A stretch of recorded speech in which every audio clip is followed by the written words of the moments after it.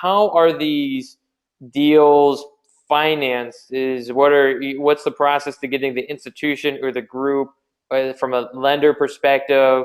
What's kind of the cash needed, more or less, to get the acquisition going, or how does that look from a financial perspective?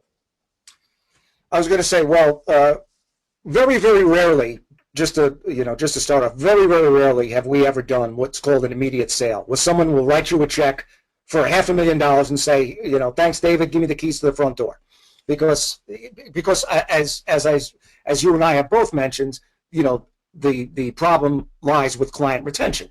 All of a sudden, they see me sitting there instead of you. Chances are they're not going to be there. As far as like money up front and financing, the four things that you have to have in any successful merger, we like to call them the four C's, the letter C. There's chemistry. If you don't want to eat lunch with somebody, don't do a deal with them, because if you're not comfortable with these people, there's no way your clients are ever going to be. Then there's culture. I mean, and culture could be many different things. It could be, dress code. It could be, technology. It could be anything. So your cultures have to sort of mesh. There's continuity. Continuity. How long have their clients been clients? How long have your partners been partners? Do you have a high turnover in your firm? And the last is capacity. And do they have the space and the room to take you on? And one of the key questions is, do they have the financial resources to take you on?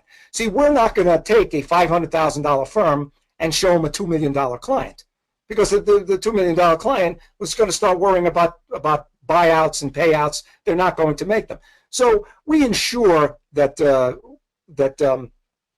their capacity financially is ready for this. There are many firms who are, I hate to use the term, serial acquirers, who really very experienced in this.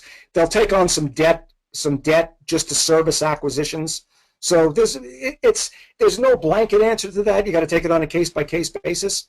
But oftentimes firms will take on some debt to fund future acquisitions. There's several top 100 clients we work with now that use such a strategy. Yeah, and it's certainly a process. And it seems like there's a lot of context, right? Because if you're an 8-person firm and you're looking at acquiring or buying out single person firm, and it's really the client list, and that's your driver for growth, or it's they're one plus a part-timer.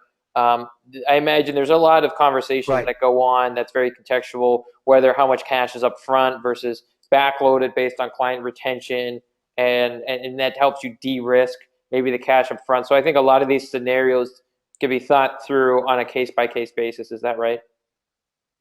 Yeah, that's fairly accurate. And as far as the client retention, it's always, we always like to build in a two-year client retention period. That seems to be sort of the high watermark, because if you're going to lose your clients, you want to lose them the first year.